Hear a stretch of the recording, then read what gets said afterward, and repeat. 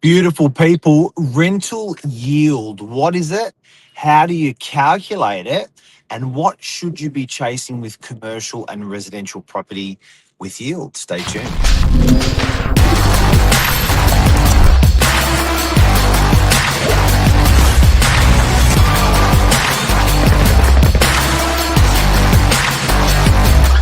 I'm the ringleader, so listen up.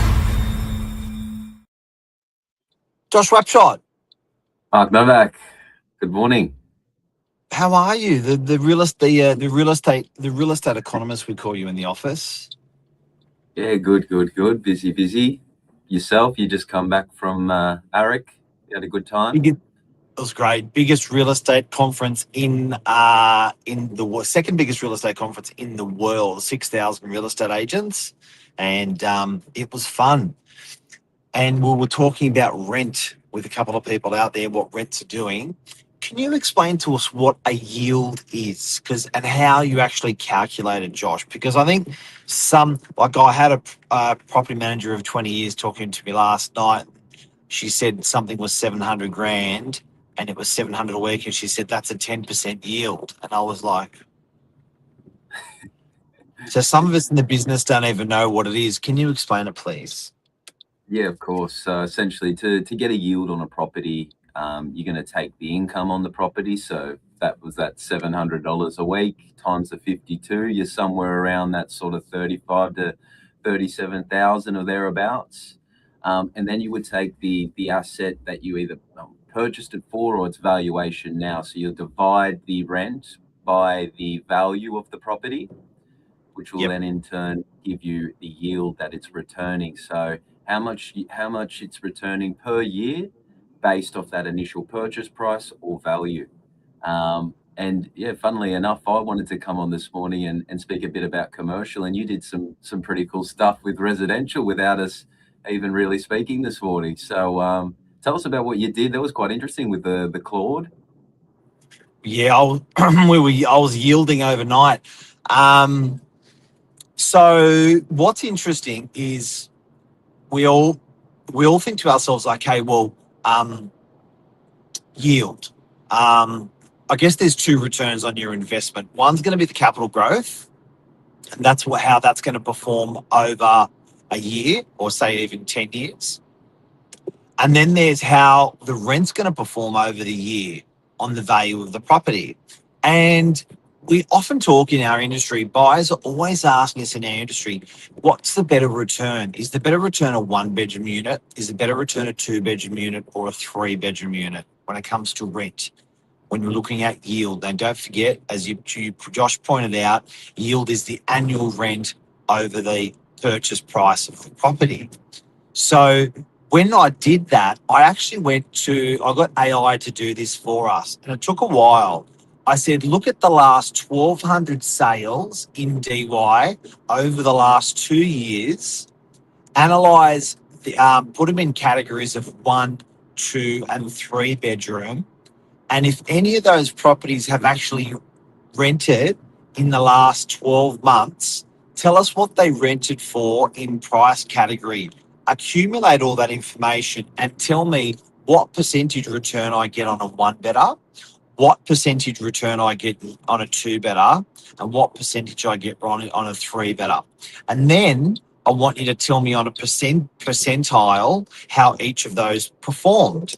And I restricted it to DY because DY was a great, like there's a lot of units in DY. It's a good, there's a lot of stuff to crunch. So we used DY and it gave me this. And I said, can you please put it in a graph? Wow. And for anyone that can't see that, guys, it's basically got the 1, 2, and 3 bedroom category there. 1 bedroom from $750 to $850, generally generating around $695 to $730 per week rent, yielding at 5%. Then we've got 2 bedrooms, $800 to $930, a rental of $750 to $850, gross yield of 4.8. And then we move up to the 3 bedroom category from about 1.7 purchase price, rent $1,250 to $1,350 per week, returning 4% gross. And I guess probably worthwhile just explaining what gross and net, guys. So with a gross yield, that doesn't take into account your expenses on the property, generally your outgoings. So those things are going to be your council rates, your strata rates, etc. When we call a net yield, which is something that's more referred to in commercial, it's where the tenant actually pays the agreed rent, plus they also cover the outgoings on the property, which is generally bit of a positive or a point of difference in commercial assets. Who's the Yeah, winner? I think if based on that, the one better, it's yielding the most, it's easiest to enter, and generally you don't see that. Everyone sort of pushes himself for the two better, thinking I've got the extra bedroom, I might be able to rent it out separately. There's always more work that comes out of that, but yeah, it looks like the one better is the winner here. Mark, what do you see? Well, it looks like, I think for numbers, you may go, oh, look, 4.8%, 5%, 4%, it's all same. But the one better, as an example of the disparity, is a 20% return bigger than the three better unit in our area of DY. You can do this for any suburb. Now, a 20% different return on your money invested is a lot. But when you start compounding that over the first year, over the second year, over the third year, over the 10th year, you start talking about megabucks. So when you're looking at the difference between those numbers, that is bloody megabucks, the difference between a one bedroom and a three bedroom. And that is why yield is such an expensive thought, dialogue, concept, consideration for people, because when you start layering a number as an interest, as a percentile, and it starts growing on itself, it's like a snowball effect. When the snowball starts in the snow, and as the surface area of the snowball gets bigger, it picks up more snow, so it gets bigger quicker. Or if you look at it like the toilet paper roll effect, when you pull the dunny roll, it goes a lot faster towards the end.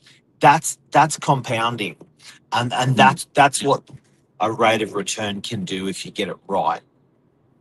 Definitely, and I think it's something also, if all these changes were passed through by the Senate with this the recent budget we've had, I think yield is something to consider even more so now, because based off these new rules, you can only claim a rental loss against a rental income.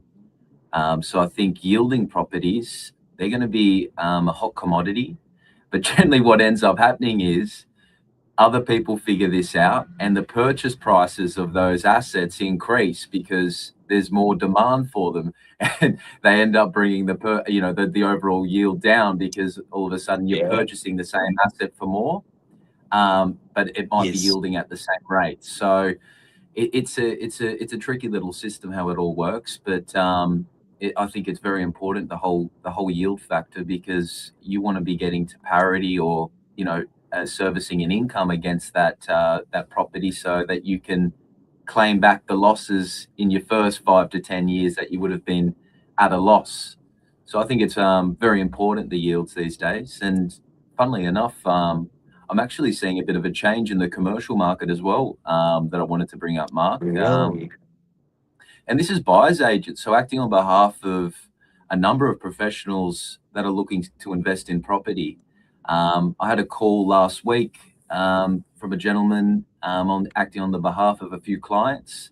They were looking at a project we have up at 7 Rodborough Road, and he said something that really surprised me. He said the clients love the project, and they're open to 5.3% net yields. Now, guys, take us back 12 months. These guys would be having the same conversations with me, but it'd be a struggle if it was below 6%.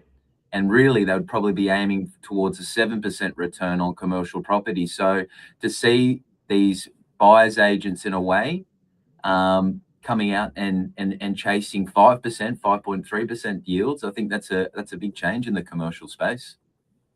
Wouldn't you say so, Mark? Oh, it's huge. And something on the also that should be considered, guys, and this is the secret one that no one ever talks about, is the cost of capital.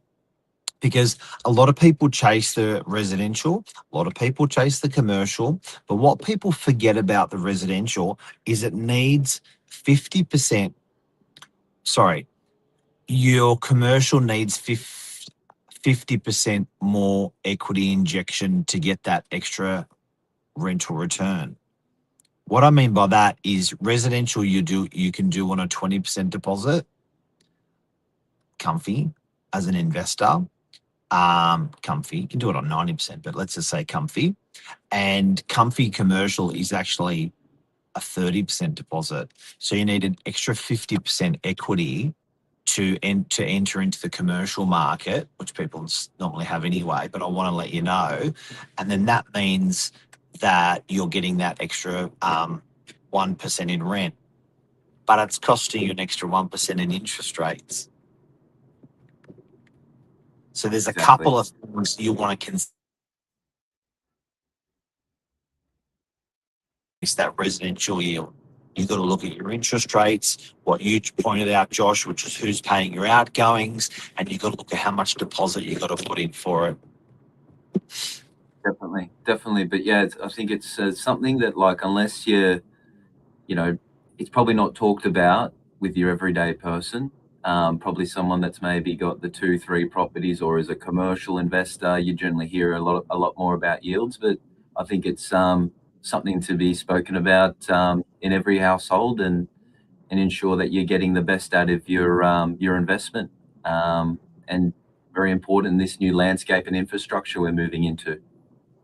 You may be a senior in your business and be embarrassed even to ask these questions about differentiating. That's great about podcasts like this, where you can just actually learn, not get embarrassed.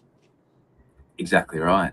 And remember, guys, the comments is always there, so feel free to ask away. And we're always here to take a call 7 days a week, 24/7. Thank you very much, Mr. Wapshot. Anything else to add? No, nothing else to add there. I think tight pockets at northern beaches, your eastern suburbs will continue to always do well, and it's the smart investor that can navigate the landscape and generally makes the move before the others do, that reap the benefits. No risk, no reward. Boom, boom. Have a great day. You too. See you guys. Thank you. Everyone, take care. Bye-bye.